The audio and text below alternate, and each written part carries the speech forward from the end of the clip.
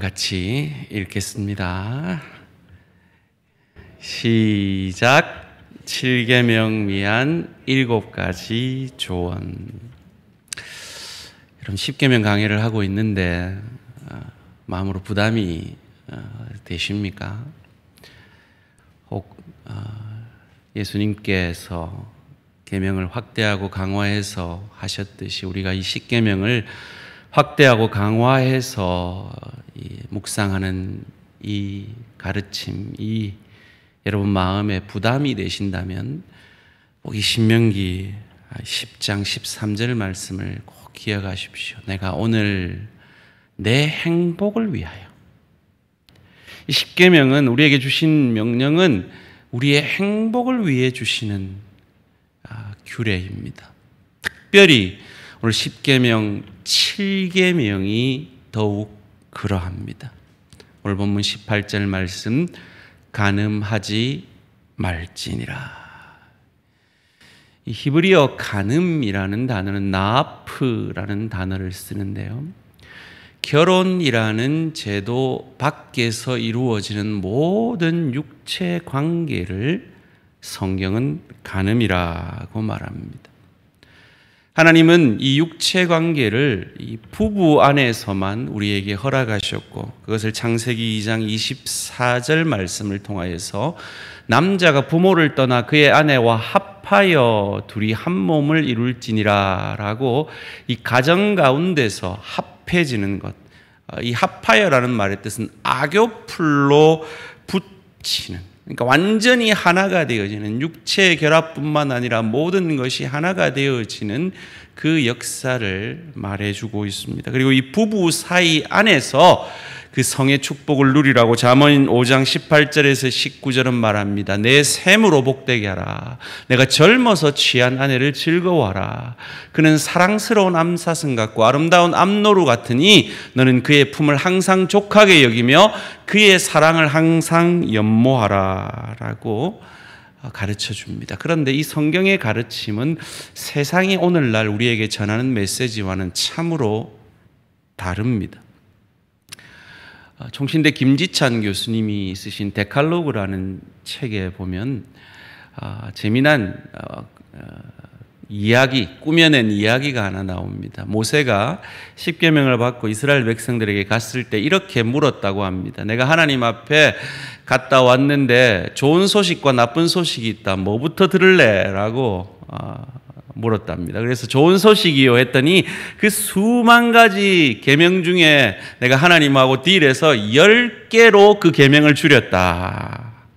그럼 나쁜 소식은요, 그 10개 중에 7계명 간음하지 말라는 걸 못 뺐다라는 우스갯소리가 있습니다. 미국 사람들에게 물었대요. 현대인에게 가장 맞지 않는 성경, 그래서 빼야 하는 성경 구절이 뭐냐? 7계명 간음하지 말지니라 라고 답했다고 합니다.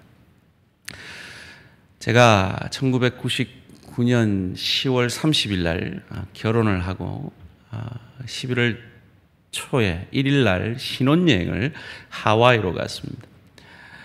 그리고 저녁에 아내가 출출하다 그래서 우리로 말로 하면 그 편의점에 김밥을 사러 갔는데 제가 희한한 경험을 했습니다.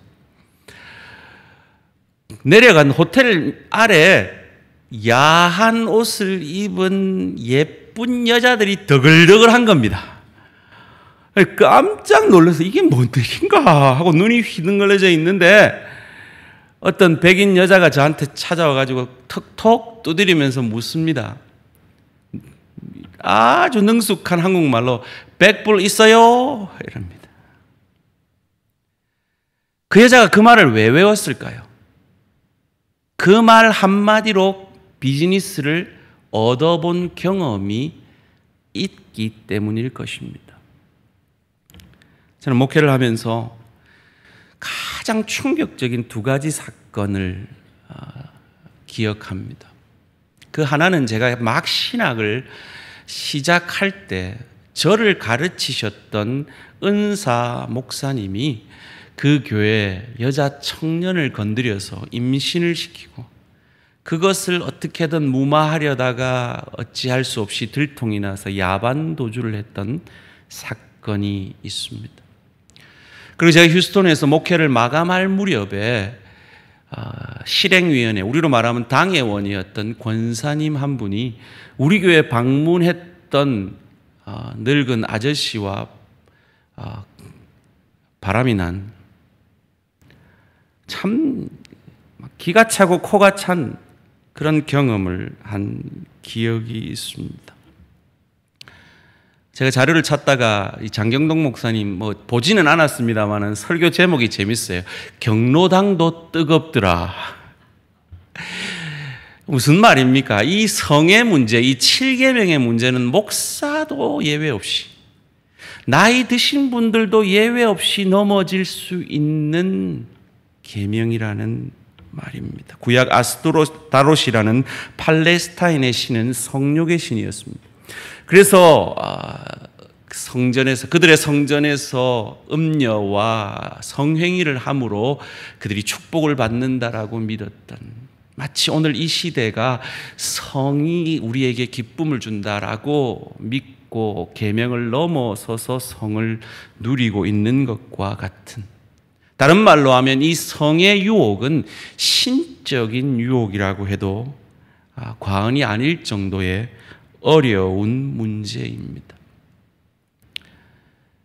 특별히 이 성의 문제, 이 7계명 간음하지 말라는 문제를 부부 사이의 어떤 문제로만 이해해서는 안 됩니다. 이 계명을 준 이유는 1차적으로 전체 공동체를 위해서 주신 명령이기에 우리는 이 명령을 예수님께서 그러하셨듯이 확대하고 강화하여서 7계명에 대해 경계감을 가져야 할 것입니다. 첫째로 7계명은 혼인관계에 있지 않은 사람들에게 주시는, 우리를 행복하게 하시려는 하나님의 축복의 명령입니다.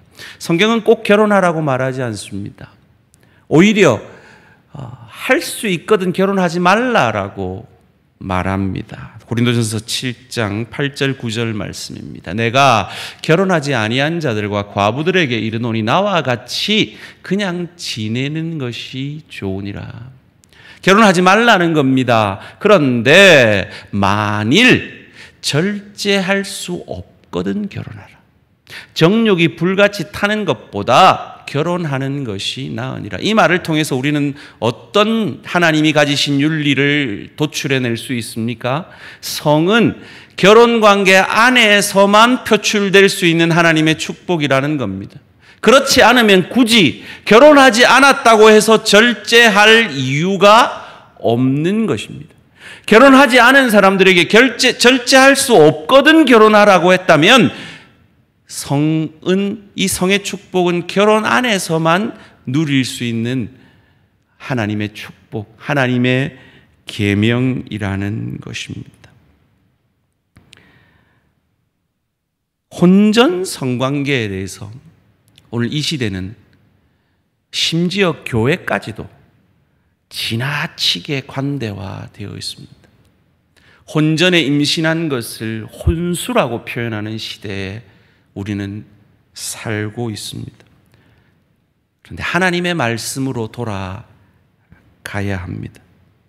출애굽기 16장, 17장, 22장 그리고 신명기 22장에서 하나님의 혼전 순결에 대해서 어떻게 말하고 있는가를 우리가 알 수 있는데요. 그 전에 이스라엘의 혼인 예식에 대해서 우리가 이해할 필요가 있습니다. 이스라엘은 신부집에서 먼저 혼인 예식을 합니다. 그것을 정혼이라고 말하죠. 때로 약혼이라고도 말하는데 정확한 표현은 정혼입니다. 왜냐하면 그 혼인 예식은 이미 혼인관계에 들어갔다, 이미 부부라는 것을 증거하고 있기 때문입니다. 그런데 그 혼인 예식을 했다고 해서 성관계를 할 수 있는 게 아닙니다. 1년 동안 그들은 떨어집니다. 그래서 신부는 신부집에서 신부 수업을, 신랑은 아버지 집에서 신혼집을 짓기 시작합니다. 이스라엘 백성들은 아버지 집 옆에 아들 집을 짓는 것이 관례입니다. 그리고 그 아들이 집을 지어서 빨리 신부를 데려오고 싶은데 이 집이 지어져서 그리고 신랑 아버지가 다 됐다, 준비가 다 됐구나 라고 해야 비로소 신부를 데려올 수 있는 겁니다. 예수님이 이것을 빗대어서 마지막 때는 나도 모른다, 아버지밖에 모른다, 아버지가 됐다 해야 신랑인 내가 신부인 하나님의 백성들을 찾아올 것이다 라고 말씀한 것입니다. 마리아와 요셉이 만났을 때가 바로 이 중간 단계, 정혼은 했지만 법적으로는 분명히 부부지만 부부 관계는 할 수 없는 그 상태 속에서 있을 때 마리아가 성령으로 잉태가 된 겁니다. 그래서 요셉이 조용히 끊고자 했던 것이죠. 자기 아이가 아니었기 때문입니다. 혼인관계 안에, 이미 정혼이라는 혼인관계 안에 있는 그들에게도 정식 혼인이 되어지지 않으면 육체관계를 금했다면 하물며 혼인 밖에 서겠습니까? 그 혼인 밖에서 육체관계가 이루어지면 어떻게 해야 되느냐? 성경은 이렇게 가르쳐 줍니다. 신명기 22장 28절 29절 말씀입니다. 만일 남자가 약혼하지 아니한, 방금 말한 정혼하지 아니한 처녀를 만나 그를 붙들고 동침하는 중에 그 사람이 발견되면 그 동침한 남자는 그 처녀의 아버지에게 은 50세겔을 주고 그 처녀를 아내로 삼을 것이라. 그가 그 처녀를 욕보였은즉 평생에 그를 버리지 못하리라. 무슨 말입니까? 자면 부부가 돼야 된다는 겁니다. 이 부부 관계는, 이 성관계는 부부 안에서만 이루어져야 한다라는 것입니다. 제가 1995년에 미국 유학을 갔는데 유학 가자마자 제가 문화 충격을 받았어요. 아까 말씀드린 그 목사님 여동생이 있었는데 결혼할 남자가 있었어요. 그런데 부모 반대로 결혼식을 못하고 칠필 미루고 있었는데 이분들이 거의 동거 수준으로 사는 겁니다. 그러면서 하는 말이 뭐 어때? 결혼할 건데 이렇게 말합니다. 그리스도인이었습니다. 신실한 그리스도인입니다. 교회 반주자였습니다. 지금은 어떨까요? 그게 벌써 25년 전의 미국인데 지금 우리나라는 어떨까요? 동거가 가능하다라고 설문에 답한 사람이 40.5%. 그중에 20대에게 물어봤더니 59.3%가 동거가 가능하다고 답을 했습니다. 그 가운데 그리스도인이 없을까요? 심각한 건 이미 대한민국 35%의 대학생들이 동거를 경험했다는 겁니다. 성관계를 경험했다는 게 아닙니다. 동거를 경험했다는 겁니다. 그런데 문제는 이런 세상의 가치관을 따라 살 때 이 젊은이들이 스스로를 아프게 한다는 겁니다. 자기를 지켜주지 못한다는 거예요. 설교를 준비하면서 이전에 들었던 분당 우리 교회 이찬수 목사님 설교가 생각이 났어요. 그분이 설교 중에 편지를 하나 읽는데 그 교회 여자 자매가, 청년 자매가 목사님께 보낸 편지였어요. 그 내용은 대충 이런 거예요. 청년의 안에서도 이미 교제가 이루어지고 그 교제 안에서 이미 성관계가 이루어진다는 거예요. 그래서 다행히 결혼을 하면 좋은데 문제는 깨어지면 그 깨어짐 때문에 서로에게 상처를 주고 교회를 떠날 수밖에 없는 상황 속에 놓이게 되어지는 분당 우리 교회 청년의 현실을 그 편지에서 담고 있었습니다. 우리 교회는 다를까? 다르겠죠, 물론.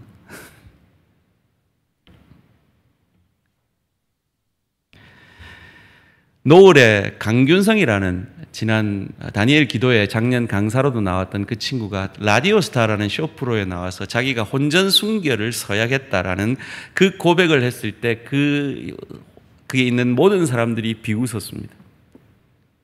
그런 시대를 우리가 살고 있습니다. 그런 시대를 우리 그리스도인 청년들이 살아내고 있습니다. 천연기념물이라는 얘기를 들으며 고리타분하다는 얘기를 들으며 살아내고 있습니다. 그런데 성경은 말합니다. 이 시대를 사랑이란 이름으로, 쾌락이란 이름으로 포장된 간음의 시대라고. 성경은 분명히 말합니다. 이 성의 축복은 결혼 안에서만 누리도록 하나님이 허락하신 축복이라는 것을. 우리 대항의 모든 혼인 밖에 있는 성도님들에게 이 믿음의 축복, 그리하여 자기를 지킬 수 있는 믿음의 하나님께서 우리의 행복을 위해 주신 이 계명을 굳게 지키는 우리 모든 대한가족들 되시기를 주님의 이름으로 축원합니다. 두 번째로 이 7계명은 혼인관계 속에서 신실하라는 하나님이 우리의 행복을 위해 주신 축복의 명령입니다. 동물은 암수라고 하죠. 그러나 인간은 남녀라고 합니다.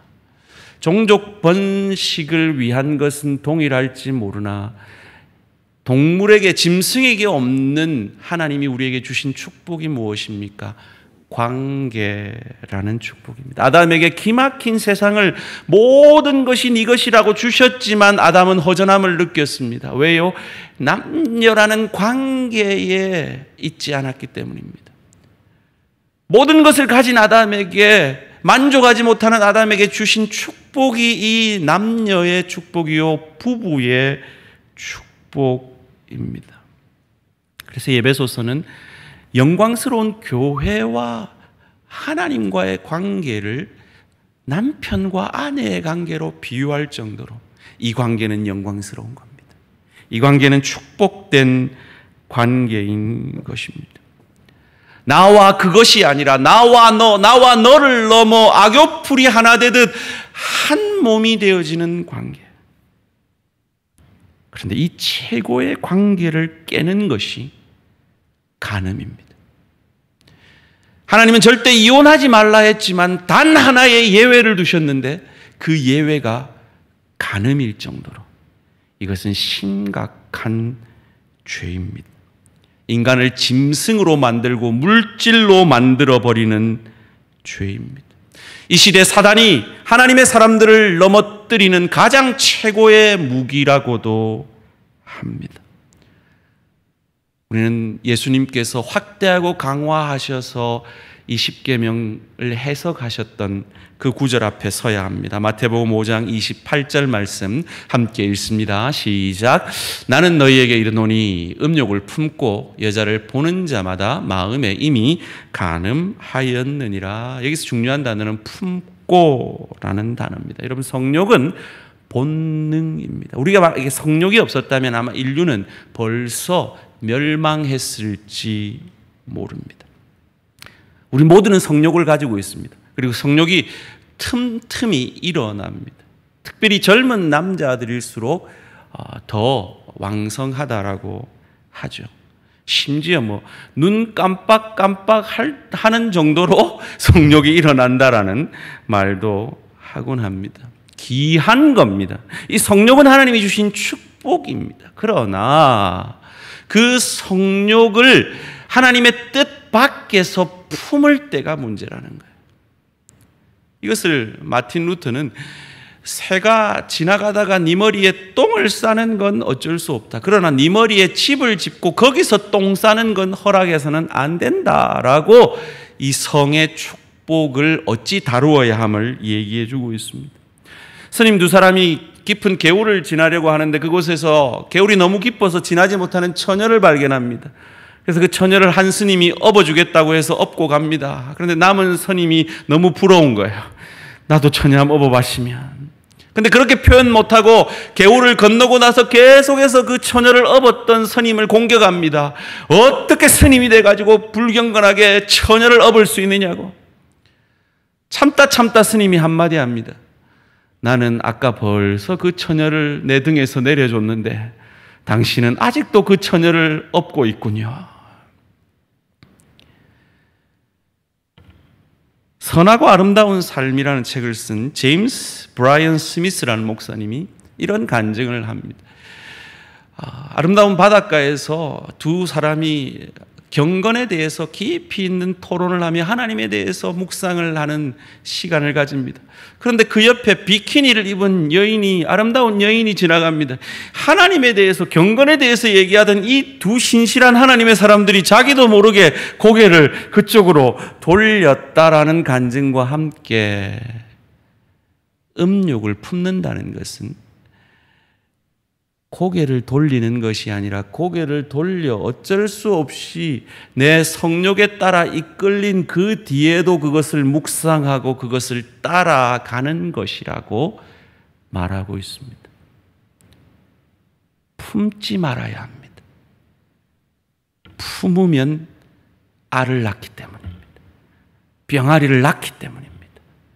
우리에게 그 성욕이 들 때, 하나님 뜻 밖에서 들 때 떨쳐낼 수 있어야 합니다. 제가 웨스트민스터에서 상담을 공부할 때 아주 유명한 세계적인 성경 상담학자예요.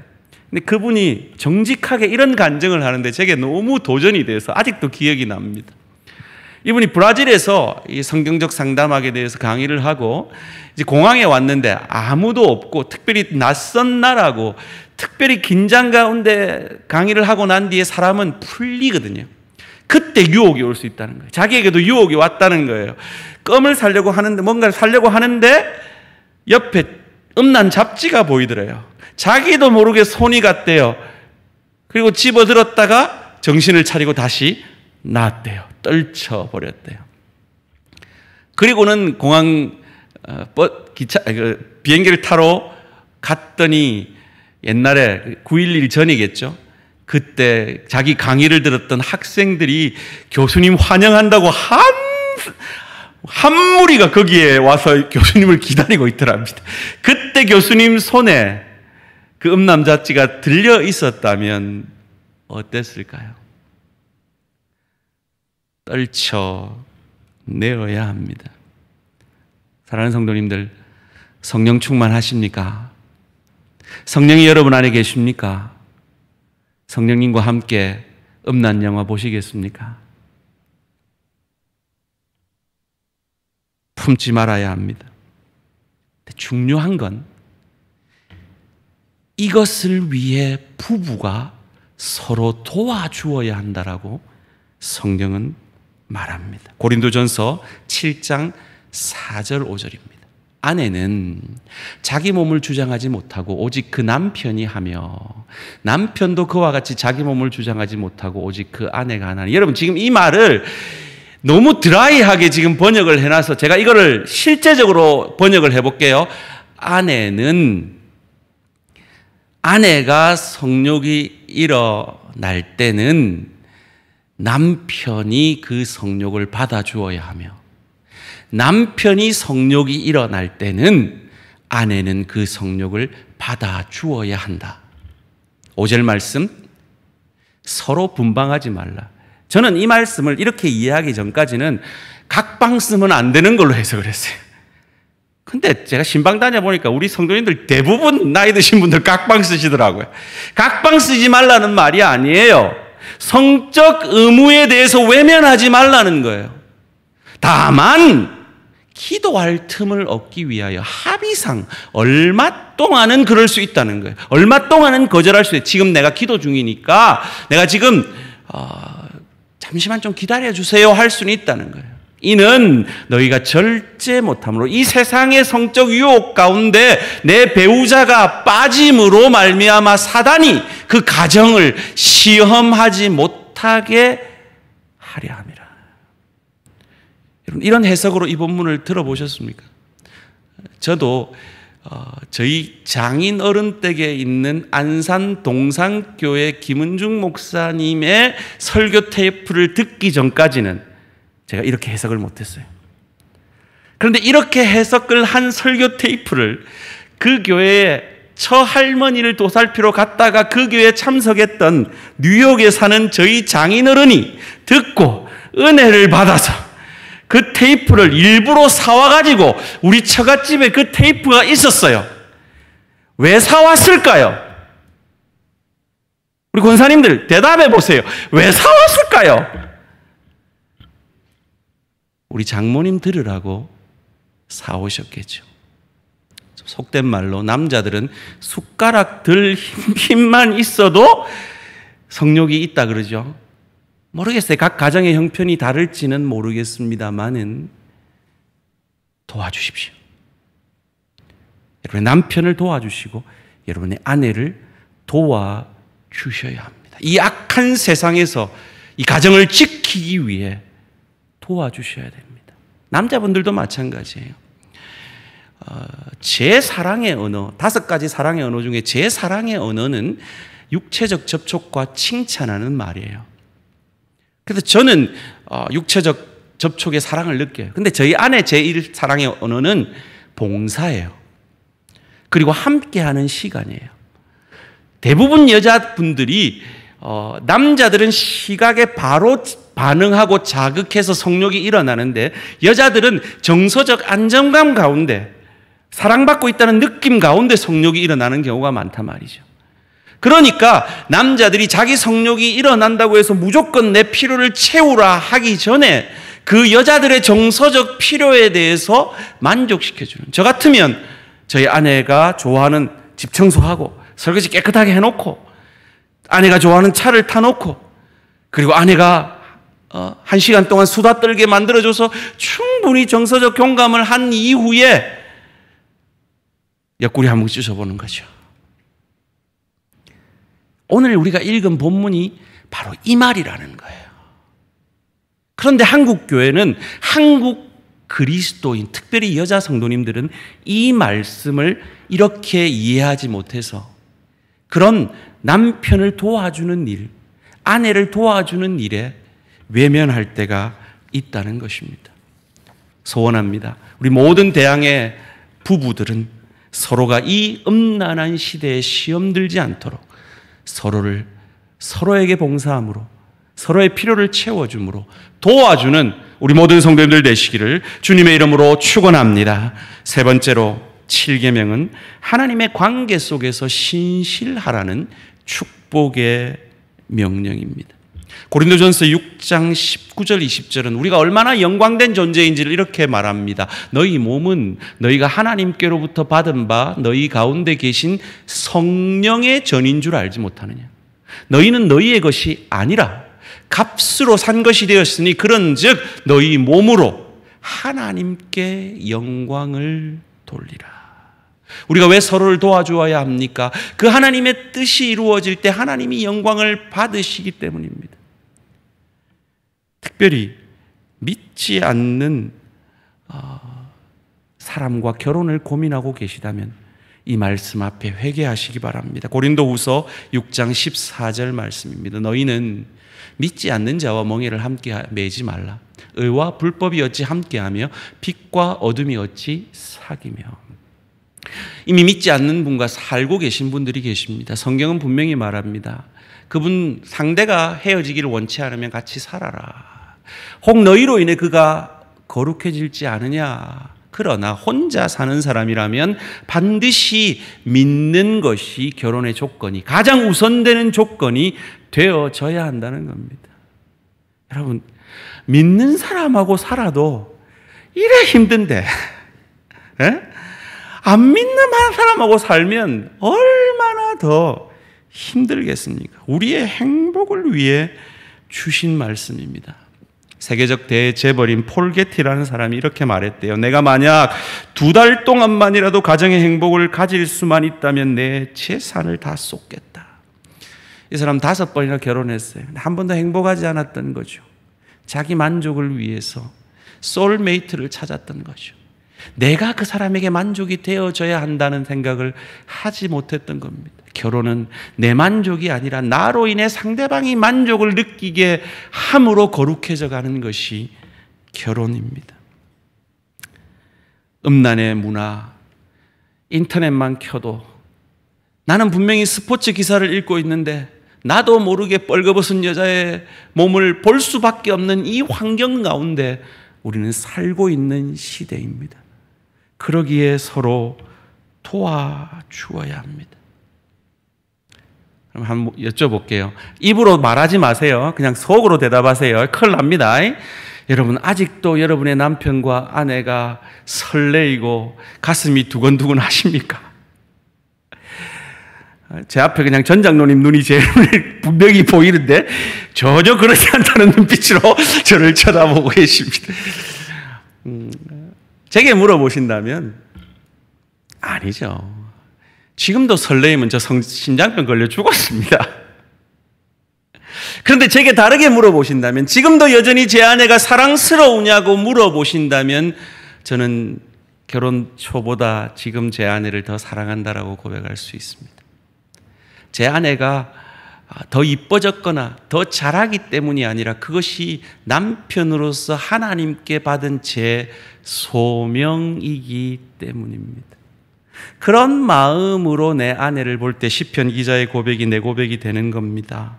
시편 128편 1절 3절입니다. 여호와를 경외하며 그의 길을 걷는 자마다 복이 있도다. 여호와를 경외하는 자의 눈에는 내 집 안방에 있는 내 아내는 결실한 포도나무 같으며 내 식탁에 둘러앉은 자녀들은 어린 감람나무 같으리로다. 지난주에 말씀드렸던 낙태할 뻔했다는 그 간증을 했던 그 장로님이 25주년 결혼기념일 은혼식 때 그 부인되는 권사님 손을 잡고 이렇게 고백했답니다. 보소, 부산분인데요. 보소, 오래 사소.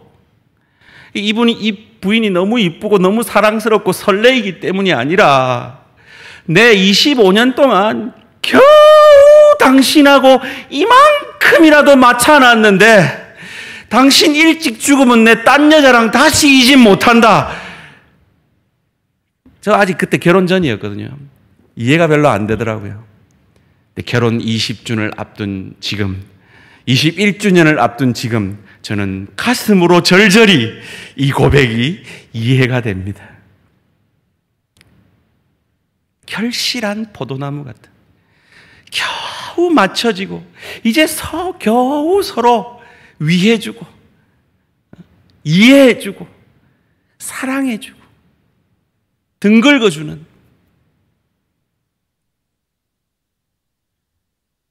자녀들은요 감람나무래요. 식용으로도 쓰이고 약용으로도 쓰이고 그 기름은 성전을 밝히는 불로도 쓰였던 그 감람나무. 말년에 이 자녀들의 축복을 누리고 이 가정의 축복을 누리려면 서로 도와주어야 합니다. 절제해야 합니다. 하나님의 말씀 안에서 이 성의 축복을 누려야 합니다. 간음의 결과를 잠언 6장 33절은 이렇게 잔인하게 말합니다. 상함과 능욕을 받고 부끄러움을 씻을 수 없게 되다. 여기서 상함이라는 말은 질병과 역병과 발작이라는 뜻입니다. 고린도전서 6장 18절은 모든 죄에 대해서 몸 밖에 있으나 음행하는 자는 죄는 자기 몸을 상하게 하는 죄를 범하는 것이라고 말합니다. 자기 몸인 한 몸인 배우자를 상하게 하고 가정을 상하게 하는 것입니다. 1883년 뉴욕 항의 개항 이래로 가장 많은 인원이 뉴욕 항에 모여들었습니다.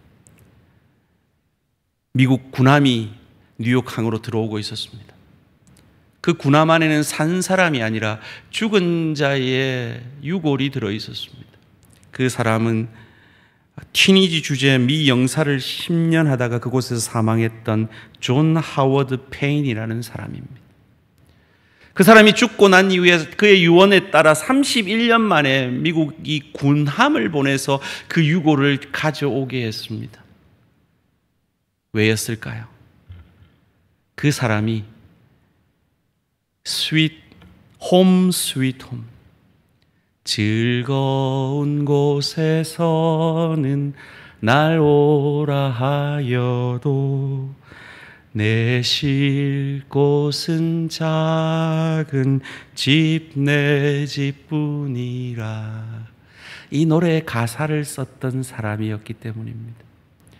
산업혁명 시대에 엄청난 경제발전과 부의 축복을 누리고 있던 이 미국 사람들에게 그 부로는 줄 수 없는 마음의 허전함, 그들이 누리는 쾌락으로는 줄 수 없는 그 마음의 허전함 가운데 참으로 집으로, 스윗홈으로 돌아가야 한다, 가정을 살려야 한다, 가정만이 행복이다, 그들이 깨달았기 때문일 것입니다. 간음은 가정을 깨뜨리는 죄이기에 하나님이 가장 미워하는 죄입니다. 오늘 제목이 뭐였죠? 7계명을 위한 7가지 조언. 그래서 7가지 이 7계명을 우리가 잘 지키기 위해 성경으로부터 하나님의 신실한 믿음의 사람들로부터 조언을 얻고 말씀을 맺고자 합니다. 첫 번째로 악한 영향력 있는 친구를 삼가십시오. 잠언 5장은 말합니다. 음녀를 피하라. 여러분에게 악한 영향을 끼치는 친구와의 사귐을 삼가십시오. 여러분에게 성적 유혹 가운데 죄악 가운데 빠져들게 하는 그 친구를 삼가십시오. 두 번째, 눈으로 보는 것을 삼가십시오. 창세기 3장에 아담과 하와가 죄에 빠졌던 것은 하와가 금지한 그 선악을 알게 하는 열매를 가서 보았고, 보니까 먹음직도 하고 보암직도 하고 탐스러웠기 때문입니다. 보는 것을 조심해야 합니다. 인터넷, 휴대전화, 잡지. 제가 언젠가 간증했죠. 제 중학교 때 저희 방에 소피 마르소 수영복 사진이 붙어 있었다고. 투피스도 아니고 비키니도 아니고 원피스 사진이에요. 별로 야하지도 않은 사진이었는데 그 사진을 지금 남서울교회 목회하시는 저희 큰 자양이 전도사 시절에 들어와서 제 허락도 없이 찢어버렸다는 거예요. 그때는 참 원망스럽지만 지금은 참 고맙게 생각이 됩니다.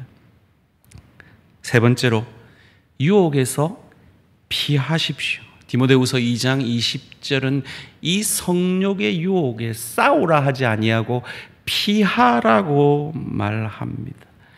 요셉은 보디발의 아내를 피해 다녔습니다. 도망 다녔습니다. 옷자락을 벗고 도망쳤습니다. 그래서 지킬 수가 있었습니다.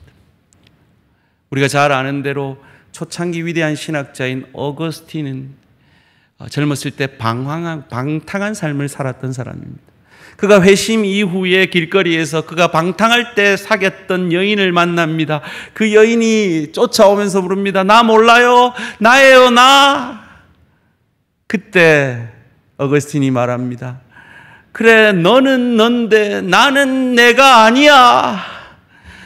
너는 넌데 나는 이제 더 이상 육신에 속한 사람이 아니야. 그리스도에게 속한 사람이야. 성령에 속한 사람이야. 고백함으로 유혹을 이기시기 바랍니다. 특별히 음담패소를 금하십시오. 그런 실없는 얘기 속에서 뭔가 교감이 있을 수 있기 때문입니다. 네 번째로, 한가한 시간을 조심하십시오. 다윗 왕이 왜 음란의 죄에 빠졌습니까? 새해가 되면 왕은 첫 전투에 반드시 참석을 해서 군사들과 함께 싸워 그들의 사기를 붙돋아주는 것이 전통이었습니다. 그런데 다윗은 그것을 가지 않았습니다. 그리고 성전 옥상에서 밧세바를 보고 그 7계를 범하게 되었던 것입니다. 한가한 시간을 조심하십시오. 목적 40일을 시작했던 그 세들백 교회의 설교 목사님의 간증이 기억이 납니다. 그분은 자기가 보고 있는 그 컴퓨터 화면을 자기가 가장 믿고 의지하는 동력자도 볼 수 있는 소프트웨어를 서로의 컴퓨터에 깔아놓았다고 합니다. 한가한 시간에 자기를 지키기 위한 하나님의 사람의 몸부림입니다. 다섯 번째로, 하나님을 두려워하십시오. 잠언 16장 6절은 말합니다. 인자와 진리로 인하여 죄악이 속하게 되고 여호와를 경외함으로, 여호와를 두려워함으로 인하여 악에서 떠나게 되느니라. 창세기 39장 9절은 요셉이 하나님께 득죄할까 하나님을 두려워함으로 유혹에서 이겼음을 고백하고 있습니다. 계시록 21장 8절은 그 하나님의 심판이 불과 유황으로 타는 못에 던져지는 심판임을 음행하는 자들에게 경고하고 있음을 말하고 있습니다. 앞서 말씀드린 그 권사님의 그 7계를 범한 것을 제가 어떻게 알았느냐? 그분과 7계를 범한 그 남자분이 바로 그 사건이 있고 얼마 뒤에, 몇 주 뒤에 그분이 편의점을 하고 있었는데 편의점에 강도가 들어와가지고 야구방망이로 그분의 머리를 때렸는데 그 자리에서 죽어버렸어요.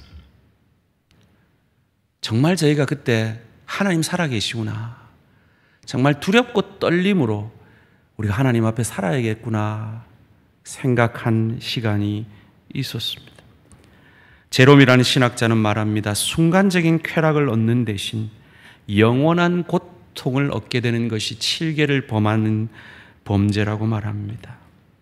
6번째로 말씀으로 기도해야 합니다. 시편 119편 9절은 우리에게 청년이 무엇으로 그의 행실을 깨끗하게 하리까? 주의 말씀만 지킬 따름이니이다.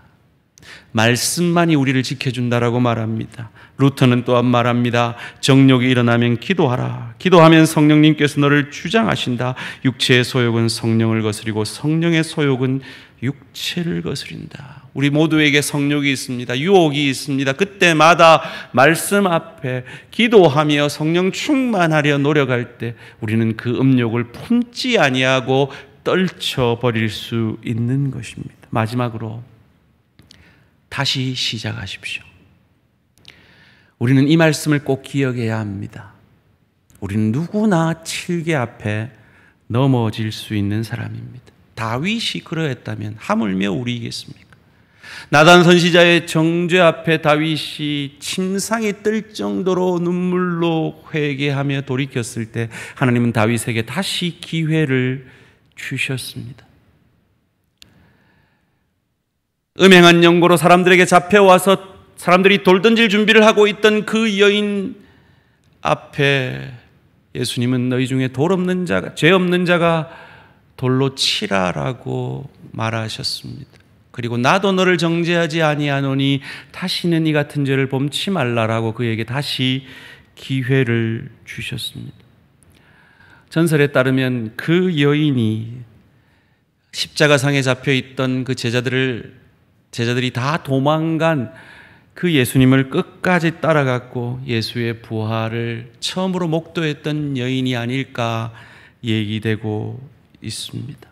혹 여러분 오늘 말씀을 들으면서 여러분 마음에 이런 마음이 드신 분들 계십니까? 아이고 그건 못된 목사님들 얘기고 못된 성도 얘기지, 나는 그것과 상관없어, 나는 깨끗해 라고 생각하는 분이 있습니까? 다시 한번 마태복음 5장 28절 말씀 앞에 서겠습니다. 나는 너희에게 이르노니 여자를 보고 음욕을 품는 자마다, 지금 그 시대의 사회가 남자 중심의 사회이기 때문에 이렇게 말을 하지, 오늘 시대로 말하면 남자를 보고 음욕을 품는 여자들마다 마음에 이미 간음하였느니라.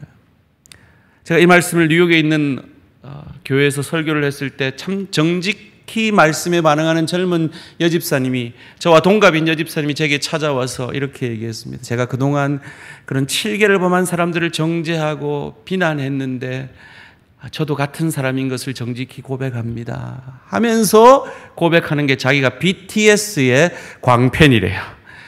이 BTS 유튜브를 끼고 산다는 거예요. 그 유튜브 보면서 뭐라고 생각하겠어요? 여러분 드라마 보면서 뭐라고 생각했어요? 아이고 나도 저런 남자랑 한번 살아봐 시면 그게 똑같은 거예요. 우리는 이 7계명 앞에 그 누구도 자유할 수 없습니다. 그러기에 이 7계 앞에 넘어진 자에게 우리가 손가락질하고 우리가 돌을 던질 수 없습니다. 특별히 그가 회개하고 돌아왔다면, 여러분 주변에 누군가 그런 분을 알고 있다면 다시는 그 과거를 입에 떠올리지 마시기를, 생각조차 하지 마시기를 주님의 이름으로 부탁드립니다. 그것이 하나님의 우리를 향한 온전하신 용서하심입니다. 그 목사님, 넘어졌던 목사님, 그분 10년 가까운 시간 동안 평신도로 회개하며 살다가 그 회개의 증거를 노예에서 확인하고 다시 복원시켜주고 잘 목회하시다가 작년에 은퇴하셨습니다. 그것이 하나님의 일하시는 방법입니다. 음란죄에 빠져있던 목사를 회복시켜서 음란죄에 빠져있던 사람들을 치유하는 사역을 하게 하시는 분이 우리 주님이십니다.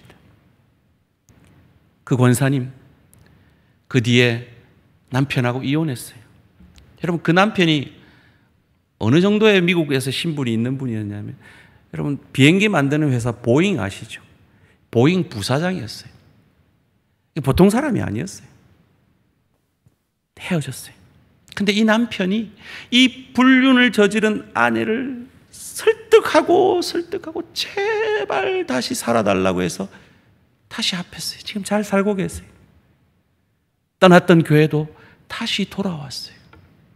제가 말씀드렸죠. 휴스턴에서 제가 목회하던 그 교회는 이혼한 아는 가정이 한 가정, 이혼 3혼, 현직 마담, 전직 마담 계셨던 곳이라고.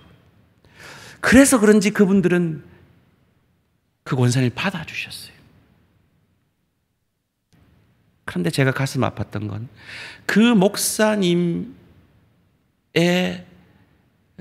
7개 대상이었던 그 여자 성도는 그 사건이 온 휴스턴에 소문이 나고 그 어떤 교회도 갈 수가 없었다는 거죠.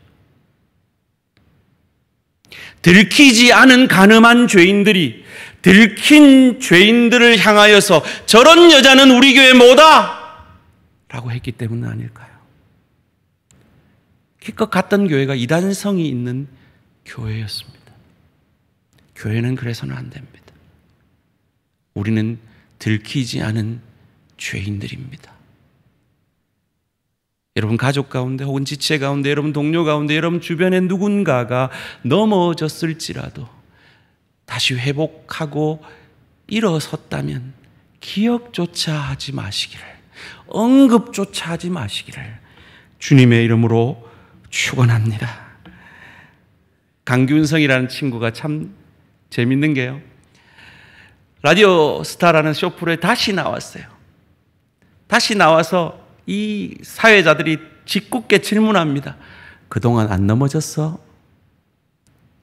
유혹 안 받았냐는 거죠. 피 끓는 젊음인데 얼마나 잘생겼어요. 인기도 있어요. 얼마나 유혹이 많겠어요. 근데 이 친구가 참 재미나게 표현합니다. 넘어졌죠.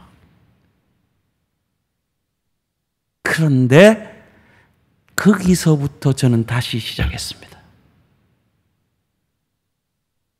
이것이 우리가 7개 앞에 가져야 할 자세라 믿습니다. 말씀을 맺겠습니다. 초대 천주교 원주 교구장인 지학순 주교라는 분의 일화 가운데 이런 재미난 일화가 있더라고요. 이 원주 교구 성당과 이 사택은 이 사이에 창녀촌이 있대요. 그래서 예배를 마치고 사택으로 가려면 반드시 그 창녀촌을 지나가야 되는 거예요. 근데 이 할아버지, 이 주교를 이 젊은 아가씨들이 놀린다고 할아버지를 붙드는 거예요. 할아버지 놀다 가세요.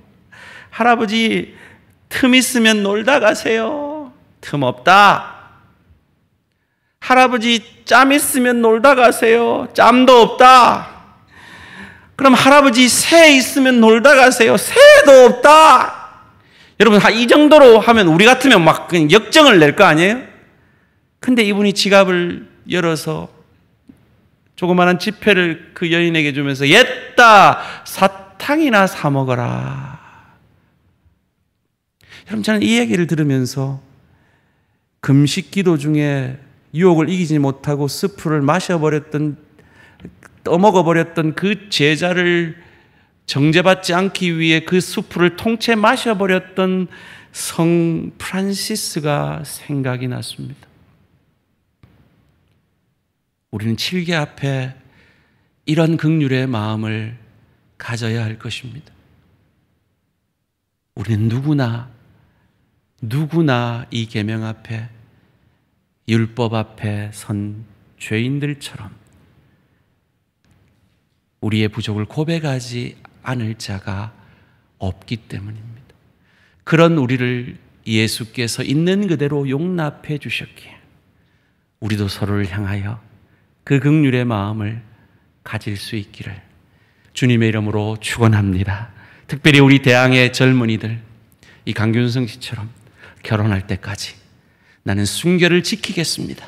하나님 앞에 작정하시고 결단하시고 혹 유혹에 넘어져서 쓰러질지라도 다시 일어나 시작할 수 있는 우리 대항의 젊은이들 되시기를 주님의 이름으로 축원합니다.